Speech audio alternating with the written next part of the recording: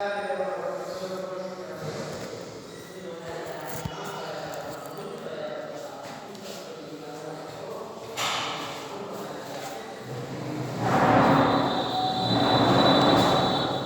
9 के विद्यार्थियों को सुप्रभात, नमस्कार, जय हिंद। आज हम लोग संस्कृत तृतीय पाठ संप्रभम अभ्यास के अंतर्गत प्रश्न संख्या 1 से प्रश्नोत्तर को समझेंगे। सबसे पहले आप लोग अपने अपने सामने पाठ 3 संप्रभम के प्रश्नोत्तर पृष्ठ को खोलकर अपने सामने रखें ताकि समझने में किसी तरह की कोई परेशानी नहीं हो। संप्रभम पाठ को आप पढ़ चुके हैं। इसका क्या उद्देश्य है, किस प्रसंग में यह चैप्टर या पाठ लेखक ने लिखा, इसको आप भली भांति समझ चुके हैं। इसलिए मेरा विश्वास है कि प्रश्नोत्तर को भी आप भली भांति समझ जाएंगे, किसी तरह का कोई परेशानी नहीं होगा। सबसे पहले प्रश्नोत्तर को शुरू करते हुए हम प्रश्न को समझेंगे। प्रश्न 1 में यह लिखा हुआ है कि अधोलिखितानां प्रश्नानां उत्तराणि संस्कृत भाषया लिखत। अधोलिखितानां का मतलब क्या हुआ? अधोलिखितानां का मतलब हुआ नीचे लिखे गए प्रश्नों के उत्तर संस्कृत भाषा में लिखे। प्रश्न संख्या 1 का तो लिखा हुआ है अध्यापिका संप्रभां कक्षायाः किमर्थं निष्कासितवती। अध्यापिका संप्रभां कक्षायाः किमर्थं निष्कासितवती। इसका हिंदी रूपांतरण समझ लीजिए। हिंदी रूपांतरण समझने के बाद प्रश्न हल करने में बहुत बड़ी सुविधा मिलती है। अध्यापिका ने सोमप्रभा को कक्षा से, वर्ग से क्यों निकाली? अध्यापिका ने सोमप्रभा को कक्षा से क्यों निकाली? उत्तर आपको लिखना है संस्कृत में। देखिए, सोमप्रभायाः उपानहौ त्रुटितौ। सोमप्रभायाः उपानहौ त्रुटितौ पुस्तक मंजूषा च त्रुटिता, अतः अध्यापिका तां कक्षायाः निष्कासितवती। देखिए इसका हिंदी। उपानहौ का मतलब क्या होगा? उपानहौ का मतलब होता है जूते। उपानहौ का मतलब जूते। त्रुटितौ का मतलब टूटे हुए। पुस्तक मंजूषा का मतलब पुस्तक रखने वाला थैला, बैग। तो इसका हिंदी होगा सोमप्रभा के जूते टूटे हुए थे और पुस्तक मंजूषा भी टूटा हुआ था, अतः अध्यापिका ने उसे कक्षा से निकाल दिया। नेक्स्ट क्वेश्चन, अगला प्रश्न आप देखिए। प्रश्न संख्या 6 विद्यालयात् गृहम् आगत्य सा कोष्ठ में सोमप्रभा किम अपश्यत। विद्यालय से घर आकर उसने, किसने? सोमप्रभा ने। किम अपश्यत, क्या देखा? देखिए उत्तर इसका। विद्यालयात् गृहम् आगत्य सा पश्यत यत् पितामह पितामही च तस्याः मातरं मार्यतः अस्मा। विद्यालय से घर आकर उसने देखा कि पितामह मने दादा, पितामही च और दादी, तस्याः मातरं उसके माता को मार रहे थे, है ना। विद्यालय से घर आकर उसने देखा कि दादा और दादी उसके माता को मार रहे थे। नेक्स्ट क्वेश्चन, अगला प्रश्न है आपका गो। विमलायाः श्वशुरः श्वश्रुः च तां कुत्र किमर्थं च नयतः। विमला के सास और ससुर, या ससुर या सास, ससुर और सास, विमला के ससुर और सास, तांग उसको क्यों, कुत्र कहाँ और क्यों लाया गया। देखिए, विमला के ससुर और सास उसे कहाँ और क्यों लाया। उत्तर देखिए, विमलायाः श्वशुरः श्वश्रुः च तां दग्धुं महान् संनयतः स्म।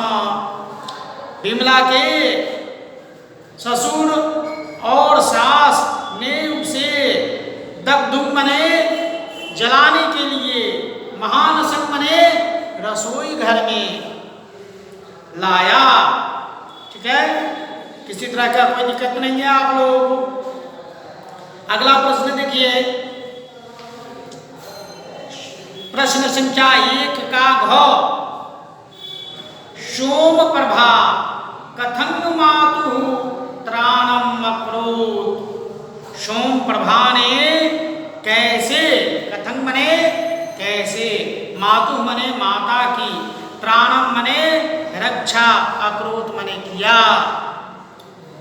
सोम प्रभा ने कैसे माता की रक्षा किया। चलिए उत्तर देखिए इसका।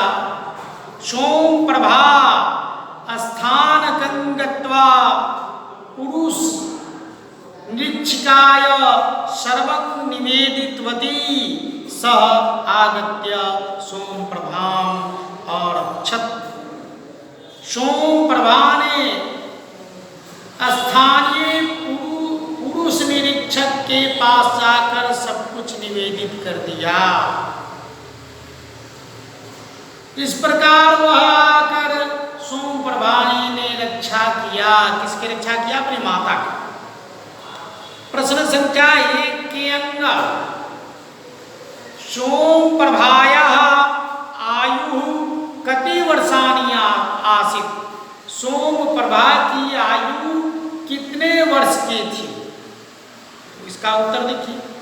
सोम प्रभायाः आयु 5 वर्षः आसीत्। सोम प्रभा की आयु 5 वर्ष की थी। मात्र वह 5 वर्ष की बालिका थी।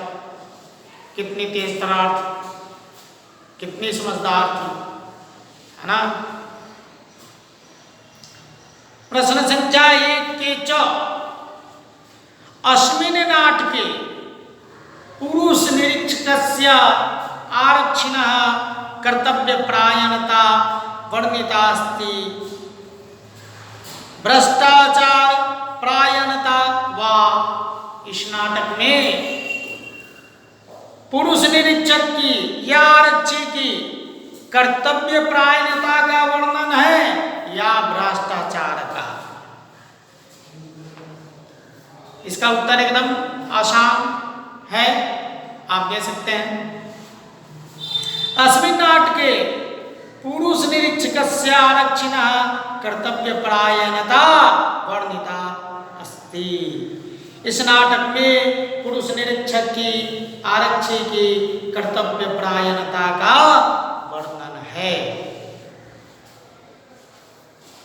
चलिए आगे हम बढ़ते हुए अभ्यास प्रश्न संख्या 2 को समझेंगे।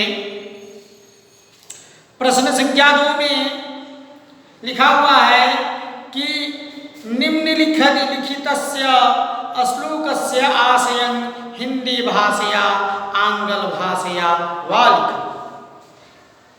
निम्नलिखित श्लोक के आशय हिंदी भाषा या अंग्रेजी भाषा में लिखें। श्लोक क्या है? पूर्व में आप पाठ में पढ़ चुके हैं, वही श्लोक है यहाँ प्रश्न के रूप में। क्षणे क्षणे प्रवर्धते धनाय हिंस्त्रता खलई। क्षणे क्षणे प्रवर्धते धनाय हिंस्त्रता खलई।